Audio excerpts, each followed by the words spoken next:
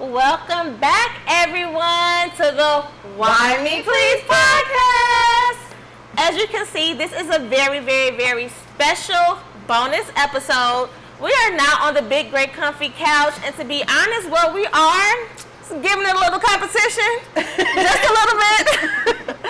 We are also highlighting a Black-owned business in our community. So I'm going to swing it on over. Well, first, I'm so excited. I forgot to introduce myself. It's your girl, Dominique. And Candace.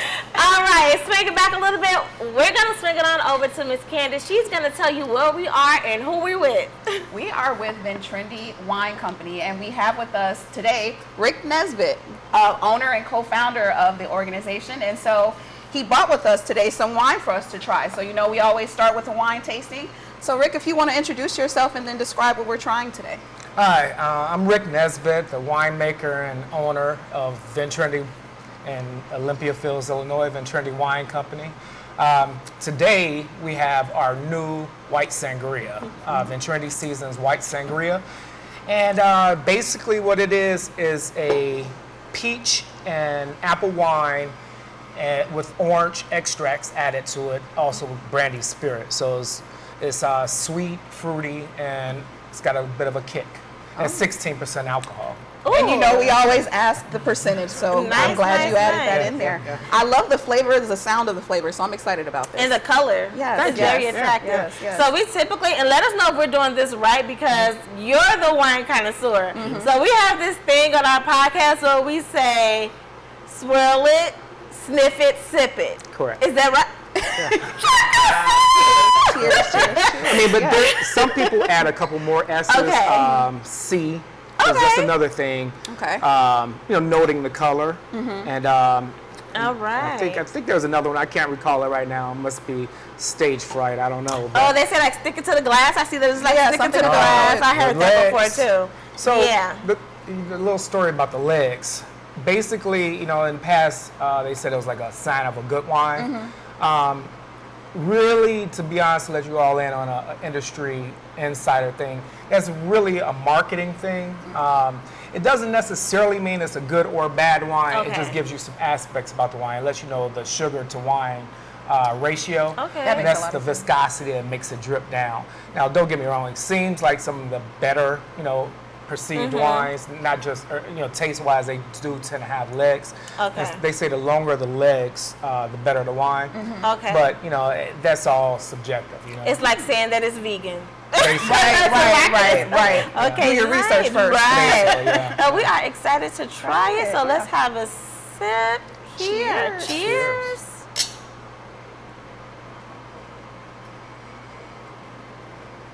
Oh, that taste is amazing. Thank you. you guys know I'm a sweet girl. I taste the peach. And I love a nice sweet wine. I taste the orange. Yeah. And I would say, I'm not sure if that was the intentions behind making the wine, but with 16%, I could see this sneaking up on you because you cannot tell. Oh, it's going more to sneak up on you. Yes. Come from around the corner and Look, knock you down. It's smooth. Some wines, it'll give you a little kick in the back of the neck. But I can taste that it can sneak up on you because it has a thicker texture. Yeah. So I can tell like that. Yeah. That's a good one. That's a very good one. Yeah, I try not to, let the brandy spirits be pronounced. Brandy is a pretty good wine to basically fortify. Spirit to fortify the wine with, because brandy is made from wine. Oh. Brandy is. I did not know that. Oh yeah. I did learn something. Brandy is I actually. think about sangria, but I didn't think about that. Yeah, brandy is distilled wine. Oh wow. I did not know that. And by extension, that makes cognac, cognac is brandy. Okay. Cognac is brandy that's made in Cognac, France. So all cognac is brandy, except it's a brown brandy, like it's aged in barrels. Okay. White brandy is not aged, that's why it's still white or clear. Okay. Yeah. So We are getting educated today. I know that. I love that. little insider knowledge. Thank you so much. So we're gonna start with a couple questions, okay? It's interviewing time. Okay. So our first question is, from our understanding, this is a husband and wife operated business. So Family operated. Family operated. Good. Thanks for the clarification. Yeah. So specifically, why wine? Like, what drew you and your family to this industry? Well, this has been my career. Okay. I started in '98 in the wine and liquor business. Okay. I used to work for distributors. I used to be a salesperson. Okay. So my job was to learn about different wines that were presented to us, by different manufacturers, and go in and present it to store owners and wine shops and restaurants and sell it. And then part of that, is not just selling, is brand building, marketing. It's a lot to it. It's a lot of fun too, but basically that's why I stuck with it. Even though it can be a really volatile industry, as far as stability, there's a lot of buyouts and stuff that make the industry, Very competitive. Most competitive ever. So anyway, I just stuck with it, and after being at companies that were bought out and sold so many times and displaced, I was like, I can do this, do bad on my own. I know that's Very right. true. That is So I bit the bullet and started a distribution company first, and did that, the same job, but I cut out the middleman, Okay. and I was distributing, and then some of the brands I was selling got poached from us.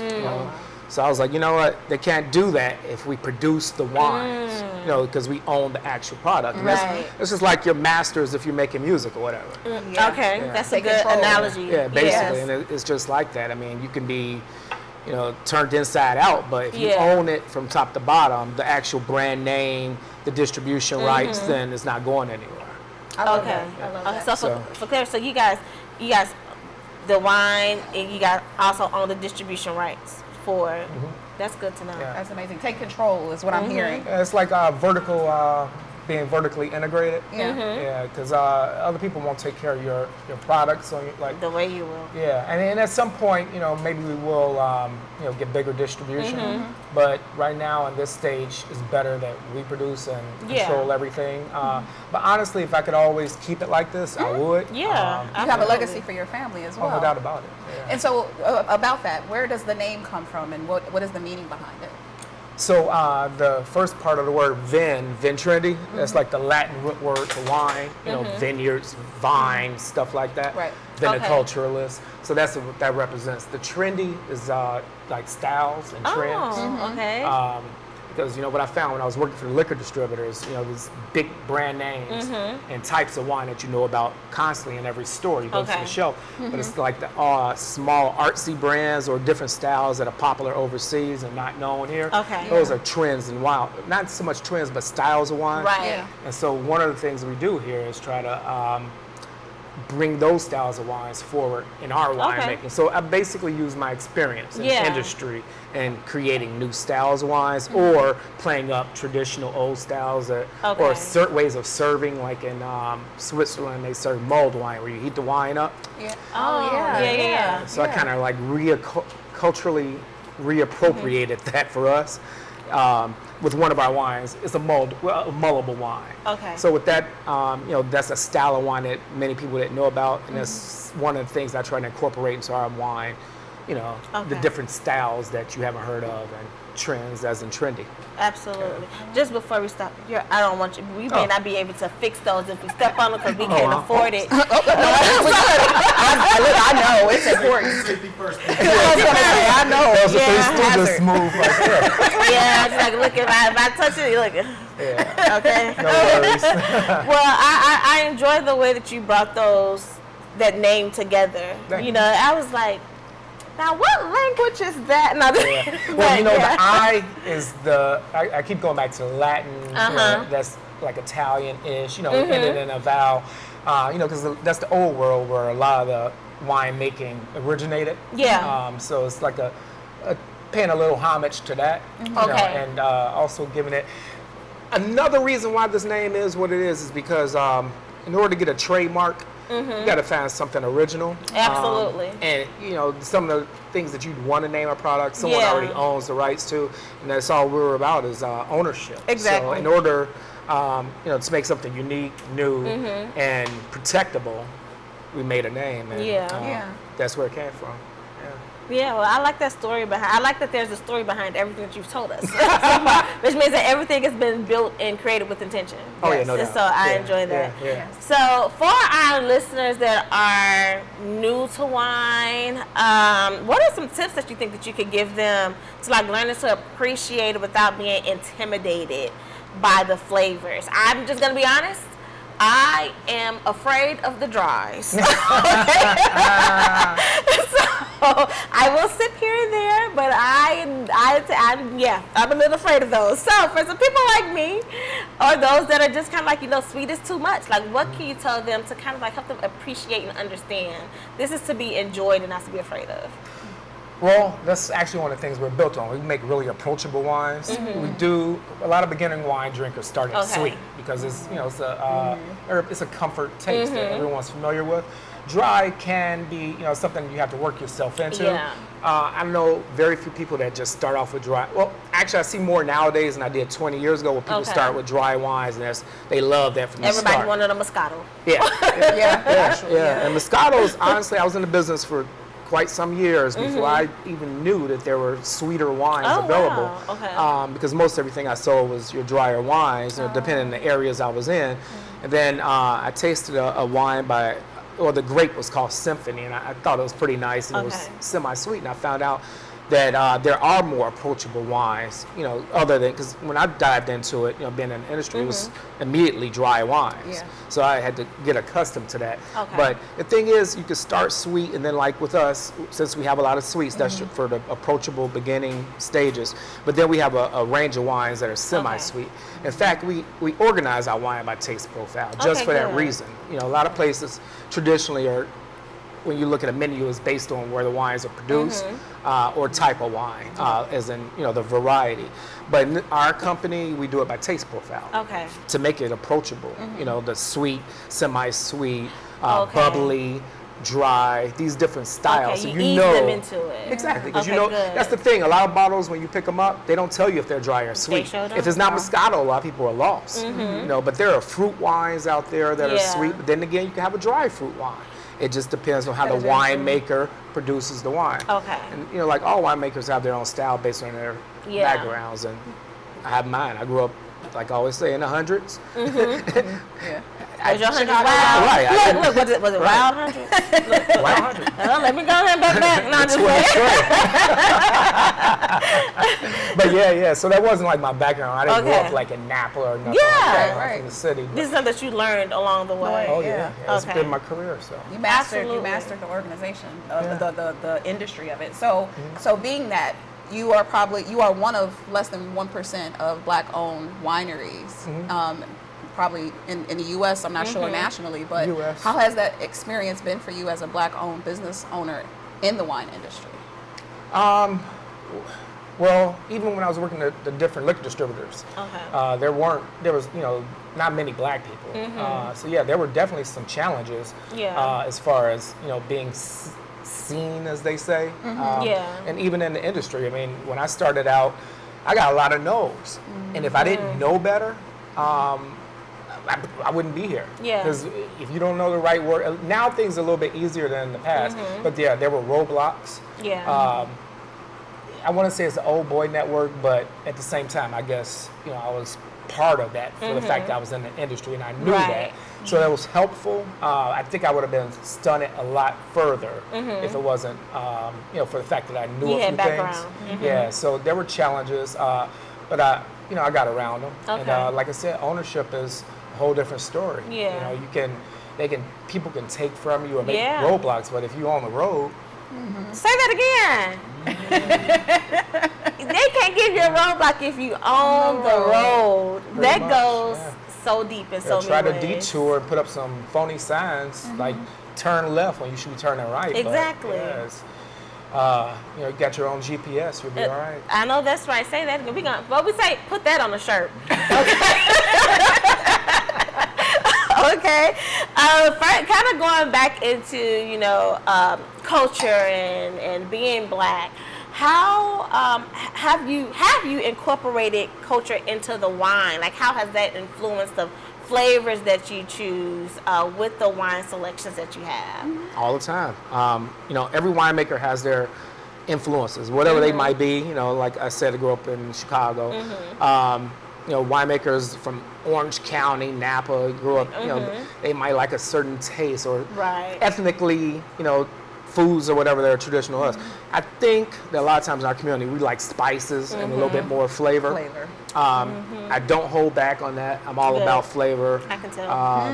Yeah, and not only that, I mean, some things are just strictly cultural. Like I have a wine line called Vine Candy. Okay. That's based on wine candy, like Jolly Ranchers. Oh, yeah. Because, my family used to own a little corner store. We sold yeah. candy, so it kind of stuck in my Candy head. stores, Yeah, and I put the candy in the wine. Okay. And so Vine Candy. So like I we have love that too, yeah, like Chocolate Bliss, Caramel Apple, which is I one of had our the caramel first. apple Yeah, that was before. like, yeah, that was the second one we ever made back in 09. We've been on this a long time, on our own, or on my own.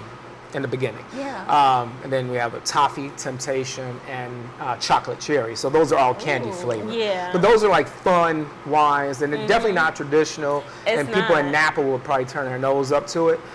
But I always say, I don't judge, never judge your life by somebody else's, never measure life with someone else's ruler. Yeah. That's traditionally, and that's why I don't necessarily enter into contests, because I don't want to be judged by tradition. I don't, and a lot of people go on old ways of doing things.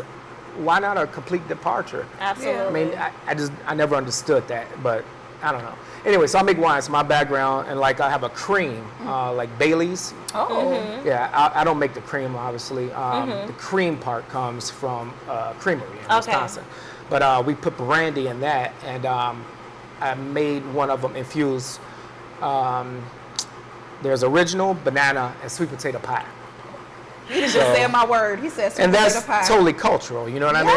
Yeah, so no yes. one ever done that. So I'm that's definitely amazed. Yeah, and that's really good. I should have brought a sample of that out. Oh, But, no, I'm yeah. on quality. Yeah, you can get a sample. Quality, Yeah, okay? yeah. So that's definitely something cultural. And I used to watch like the Andrew Bourdain show and CNN, and he would go places like LA, and they have like Korean barbecue, not barbecue, but like fusion food trucks. Yeah. I was like, man, I guess these are some cultural fusion things that we have here. Because if we go as far as assimilation and stuff like that, I never believed that we should have to assimilate into that culture. Everybody should eat from the table with everything on Exactly. it. And honestly, I found that a lot of folks, they love, other groups, they love, sampling our take on wine. Absolutely. Yeah. A lot of people get into the industry and go after the traditional, and that's fine, but Have your own idea. does that really speak to you? Yeah. Maybe it does. I mean, if you grew up in certain neighborhoods or had a big wine drinking family, maybe that resonates with you. But like I said, I mean, there's a range of steps in the wine journey. You know what I mean? And of course, please correct me if I'm wrong, but as I'm thinking about wine, I mean, what makes wine is the way that it's produced, not the specific flavors that it has. It. Exactly, the it's identity very personal. of it. It is. Exactly, no doubt about exactly. So you said Vine Candy, and then you mentioned sweet, but like I love that I can come here and say this feels like It feels like home. home. Yeah. People say that. Yes. Yeah, absolutely, absolutely. Yes. So speaking of that, right? You're in the south suburbs of Chicago. Why Olympia Fields? Why did you choose this area, and what is your connection to the community here? Well, actually, we were in Park Forest prior here, Okay. 7 years. We just moved here about a year ago. Okay. And mainly because of logistics, and we needed to grow. We needed, there were other bigger spaces, but this has just got more traffic. Yeah. And I got a personal connection to the neighborhood, Okay. so that was another plus. But I think it works well in the area because actually they don't talk about this very well. Actually, it is brought up a lot. It's like in the nation, believe it or not, is like one of the most affluent black neighborhoods in the Okay. nation. I knew that. Yeah. I didn't know either. But not that dictates anything, but if anyone is common with our wines or would be common with wines, it makes sense to be located here for the fact that people that appreciate my drier wines, or maybe the Nexus might be around here, but And it you goes don't always everywhere. have to go to the city for it as Exactly. well. This is something within your own community Exactly. that you can share Yeah, with your yeah. family and friends. And not to say Chicago isn't an option later, Right, right. but you know, we started here. This is our Yeah. Nexus. You know, it's just a nice community. It fits with the traditional Yeah. wine. See there, I guess I dipped back Yeah. into the traditional, but at the same time, I still try to make everything approachable. Yeah. But it's just like rustic around here in Rolling Hills. We got the country club. It kind of fit. The neighborhood feels like aesthetically. wine. Yeah. Yeah, It's yeah, a very yeah, beautiful yeah, venue, by the yeah, way, too. Yeah, Yes, thank you. yes. But like I said, approachability is really important, and you know, we try to convey that to our customers when they come in here. It's not the quote unquote bougie place, not at all. We're very approachable, and the wines are approachable. We're approachable. Yeah. And I don't want people to take that from it.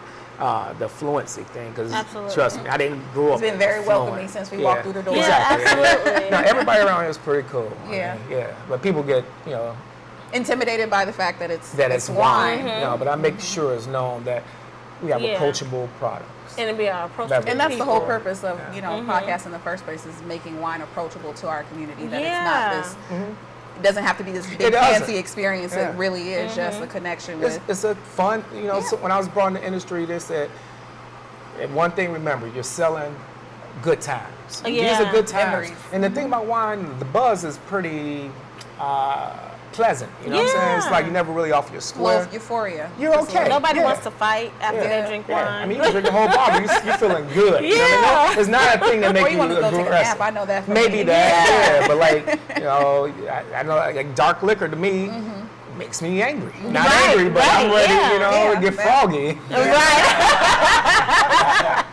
But That Wild Hunters come out. Yeah. But wine, I'm just pleasant. I'm chilling. Yeah. So, with this being a family-operated business, how do you all balance that? How do you separate family from business? Let's just say, just for example, if it's your cousin or your sister, how do you not talk to your sister like your sister at the job when she acting real sisterish? Yeah. You know, so how do you balance that?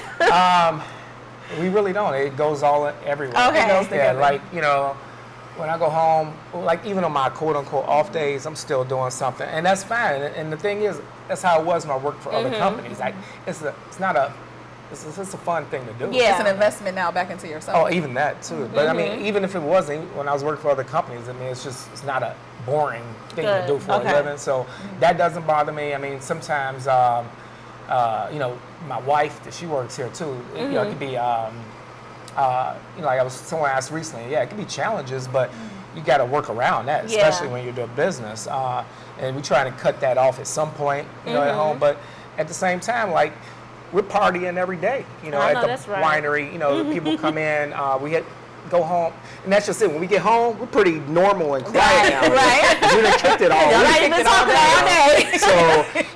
So at some point, we're just chilling. You know, Okay, it's like good. it works out. Yeah. If anything, you know, it's getting our sons work here and our daughter from time to time. If they Okay. call us mom or dad, sometimes, you know, like just call us by our names. Yeah, like Okay. here, like Yeah, but it's just, you know, mom and dad, you know. But Right. now I'm like, hey, wife, you know. no, Right, we treat it right. like business. But that's the thing, we're good business partners too. Okay. Yeah, I mean, I couldn't think of anyone I want to do business with that I could probably trust. And yeah, I mean, she's just Yeah. she's a great partner. That's great.